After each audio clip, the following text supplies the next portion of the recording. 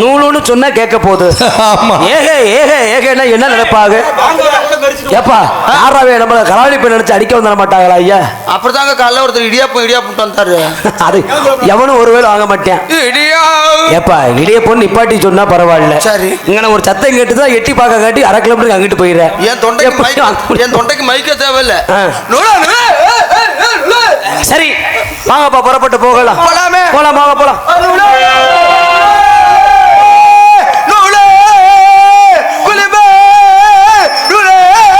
அம்மா சின்ன